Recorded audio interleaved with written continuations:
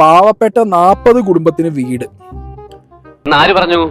ഈ 40 വീടും സ്വന്തം കയ്യിൽ നിന്ന് പൈസ എടുത്തു കൊടുത്ത് വെച്ച വീടുകളാണ്. 40 കട എന്നുള്ള ഏറ്റവും സ്വപ്നമായിരുന്നു. 40 കടയാവുകയാണ്. ആ 40 കടയ്ക്കൊപ്പം 40 വീട്.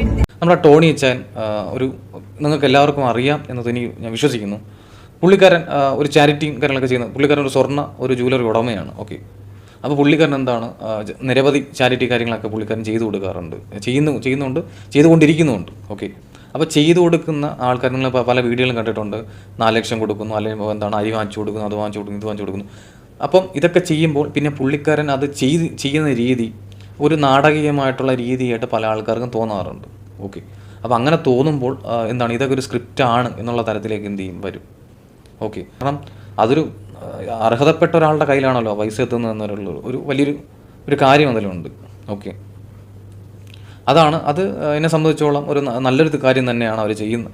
ഈ പറയുന്ന ടോണി അച്ചായൻ ചെയ്യുന്നൊരു കാര്യം എന്ന് പറയുന്നത് പുള്ളിക്കാരൻ്റെ എന്താണ് ബിസിനസ്സിൻ്റെ വളർച്ചയ്ക്കും അല്ലെങ്കിൽ പുള്ളിക്കാരൻ്റെ പോപ്പുലാരിറ്റിക്കും വേണ്ടിയിട്ട് ഇത് ഉപയോഗിക്കുന്നു എന്നെനിക്ക് തോന്നിയിട്ടുണ്ട്. അത് നല്ലൊരു കാര്യത്തിന് വേണ്ടിയിട്ട് ഉപയോഗിക്കുന്നതിന് എനിക്കത് എതിർപ്പില്ല. മനസ്സിലായില്ലേ? കാരണം അർഹതപ്പെട്ട ആൾക്കാരാണല്ലോ പൈസ കിട്ടുന്നത്. അപ്പോൾ നമ്മൾ സിനിമ നടന്മാർക്കോ നടിമാർക്കോ ഈ ലക്ഷക്കണക്കിന് പൈസ കൊടുക്കുന്നതിനേക്കാളും ഇതുപോലെ നമ്മൾ ബോച്ചെ തന്നെ നമുക്കറിയാമല്ലോ, സ്വന്തമായിട്ടാണ് അദ്ദേഹത്തിൻ്റെ ബിസിനസ്സിനെ എന്താണ് മാർക്കറ്റ് ചെയ്യുന്നത്. അതുപോലെ ഇപ്പം എനിക്ക് തോന്നുന്നു അങ്ങനെ മാർക്കറ്റ് ചെയ്യുന്നതായിരിക്കണം നല്ലൊരു കാര്യം തന്നെയാണ്. ഇപ്പം ചാരിറ്റി ചെയ്ത് അതിലൂടെ എന്താണ്, കാരണം അവരുണ്ടാക്കുന്ന പൈസ അല്ല, ആ പുള്ളിക്കാരൻ ഉണ്ടാക്കുന്ന പൈസ പാവപ്പെട്ട അർഹതപ്പെട്ട ആൾക്കാരുടെ കയ്യിലാണല്ലോ എത്തിക്കുന്നത്. അതുകൊണ്ട് ഒരു നല്ലൊരു കാര്യമാണ് എന്ന് ഇവർ ചെയ്യുന്നൊരു കാര്യം എനിക്ക് തോന്നിയിട്ടുണ്ട്. സീക്രട്ട് ഏജൻറ്റും ഈ പറയുന്ന ടോണി അച്ചായനും തമ്മിലൊരു ചെറിയൊരു വാക്തർക്കം ഉണ്ടായിട്ടുണ്ട്. വാക്തർക്കം എന്ന് വെച്ച് കഴിഞ്ഞാൽ പുള്ളിക്കാരൻ ടോണി അച്ചായൻ ചെയ്തൊരു വീഡിയോ ചില കാര്യങ്ങൾ മറച്ചു വെച്ചുകൊണ്ടാണ് ചില വീഡിയോ പോസ്റ്റ് ചെയ്തിട്ടുള്ളതെന്നും അല്ലെങ്കിൽ ചില ഉടായിപ്പുകൾ പൊളിക്കുന്ന തരത്തിലേക്ക്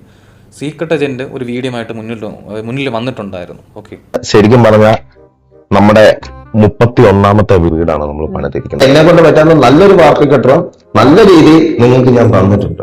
അതിൽ പറയുന്നത് വെച്ച് കഴിഞ്ഞാൽ പുള്ളിക്കാരൻ ഇടയ്ക്കിടയ്ക്ക് പറയാറുള്ളൊരു കേസെന്ന് വെച്ച് കഴിഞ്ഞാൽ എൻ്റെ 40 കടയ്ക്ക് അതിനനുസരിച്ച് 40 വീട് വെച്ച് കൊടുക്കുന്ന എൻ്റെ ഒരു ആഗ്രഹം എന്ന് ഈ പറയുന്ന അച്ചായൻ പറയുണ്ടായി. ഓക്കെ, അച്ചായൻ പറയുന്ന കൂട്ടത്തിൽ അല്ലെങ്കിൽ കാണിച്ച ഒരു വീഡിയോ എന്ന് പറയുന്നത് ആ സമയത്ത് 31ാമത്തെ 32ാമത്തെ വീട് എന്ന് പറയുന്ന തരത്തിലേക്കാണ് ഒരു വീട് പൂർണ്ണമായിട്ട് വെച്ചിട്ട് ഈ പറയുന്ന ഉടമയ്ക്ക് കൈമാറുന്ന ഒരു വീഡിയോ ആണ് അത് കണ്ടിട്ടുള്ളത്. ഓക്കെ, അപ്പോൾ അത് കാണിക്കുമ്പോൾ പൂർണ്ണമായിട്ട് അത് കാണുന്ന ഒരാൾക്ക് അത് കാണുന്നൊരു കാര്യം എന്ന് വെച്ച് കഴിഞ്ഞാൽ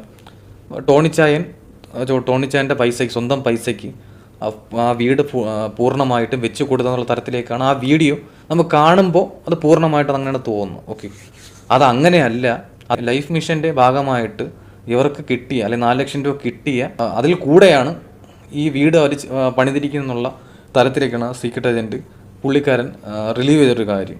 ഓക്കെ, ലൈഫ് മിഷൻ പദ്ധതിയിൽ വീട് കിട്ടിയ ഞാൻ നോക്കുമ്പോൾ ഈ ചേച്ചിയും ചേട്ടനും എന്തായിരിക്കുന്നു രജനീഷ് ബ്രോ അപ്ലോഡ് ചെയ്ത വീഡിയോ.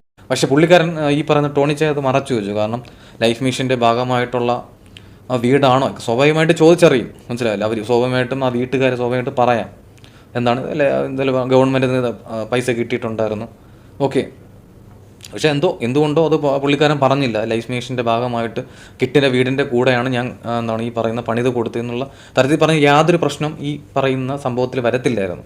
സംഭവം ഇത് പുള്ളിക്കാരൻ മറച്ചു വെച്ചു. കാരണം പുള്ളിക്കാരൻ്റെ വീഡിയോയിൽ നമ്മൾ സ്വാഭാവികമായിട്ടും മറ്റുള്ളവർക്ക് എനിക്കും തോന്നിയത് അങ്ങനെയാണ്. കാരണം അദ്ദേഹത്തിൻ്റെ പൈസ മുടക്കി പൂർണ്ണമായിട്ടും ആ വീട് വെച്ച് പണിത് കൊടുത്തു എന്നുള്ള തരത്തിലേക്കാണ് ആ വീഡിയോ കാണാൻ നമുക്ക് തോന്നുന്നത്. പക്ഷേ ഇതിൻ്റെ പൊന്നാമ്പുറത്ത് ലൈഫ് മിഷൻ്റെ ഭാഗമായിട്ട് കിട്ടിയ വീടിൻ്റെ മുകളിലൂടെ അദ്ദേഹം കുറച്ച് പൈസ ഇട്ട് അതിൻ്റെ ബാക്കി പണി തീർക്കാനുള്ള വീടിൻ്റെ പണി നമുക്ക് സ്വാഭാവികമായിട്ട് അറിയില്ല. 4 ലക്ഷം രൂപ കൊണ്ടുവന്നിട്ട് ഒന്നും ആവത്തില്ല. ഇത് നമുക്ക് എല്ലാവർക്കും കുറച്ച് പൈസ അഡീഷണൽ ആയിട്ടുള്ള പൈസ സ്വാഭാവികമായിട്ടും വേണം. അപ്പോൾ സ്വാഭാവികമായിട്ടും ഈ പറയുന്ന ടോണി ചായ സഹായിച്ചിട്ടുണ്ടാവും. പുള്ളിക്കാരൻ്റെ ക്രെഡിറ്റിലേക്ക് എടുക്കും. കാരണം സ്വാഭാവികമായിട്ട് രാഷ്ട്രീയക്കാരെല്ലാവരും ഒരു പാലം പണിതാലും റോഡ് പണിതരുതും അത് ഞങ്ങൾ പണിതാണെന്ന് പറയാറുണ്ട്. അതുപോലെ എനിക്ക് തോന്നുന്നു പുള്ളിക്കാരനും ചിലപ്പോൾ അങ്ങനെ പറഞ്ഞിട്ടുണ്ടാവും ചിലപ്പോൾ. കാരണം പുള്ളിക്കാരൻ കൂടി പൈസ ഇട്ടൊരു കാര്യമാണല്ലോ. പുള്ളിക്കാരൻ കൂടി പൈസ ഇടുമ്പോൾ ഇത് ഞാനും പണിതെന്നുള്ള തരത്തിലേക്ക് പുള്ളിക്കാരൻ സ്വാഭാവികമായിട്ട് എടുക്കുന്നത് തെറ്റില്ല. ഓക്കെ, അങ്ങനെ പണിത് കൊടുത്ത ഒരു വീടാണ് ഈ പറയുന്ന ഒരു പ്രായമായ ഒരു അമ്മയും അച്ഛനും പണിത് കൊടുത്തതാണ്. ചില ആൾക്കാരുടെ ഇല്ലായ്മയെ ചൂഷണം ചെയ്യാതിരിക്കുന്നതാണ് ഏറ്റവും കൂടുതൽ നല്ലതെന്ന് എനിക്ക് തോന്നിയിട്ടുണ്ട്.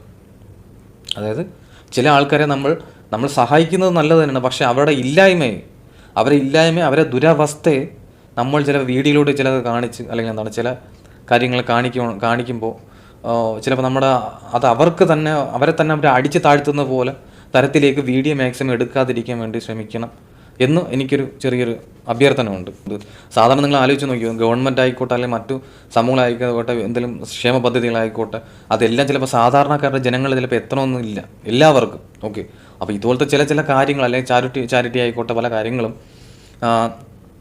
നമ്മുടെ സാധാരണക്കാരുടെ അങ്ങനെ എത്തുന്ന നല്ലതല്ലേ. നിങ്ങളിപ്പം ആ പുള്ളിക്കാരൻ്റെ വീഡിയോയിൽ തന്നെ ഒരുപാട് സ്ഥലങ്ങളിൽ ടാർപ്പലിലും കിടക്കുന്ന ഒരുപാട് ആൾക്കാർക്ക് അർഹതപ്പെട്ടവർക്ക് ഈ സഹായങ്ങൾ എത്തട്ടെ ഒക്കെ തന്നെയാണ് എനിക്ക് പറയാനുള്ള ഒരൊറ്റ കാര്യം എന്നുള്ളത്. Thank you so much.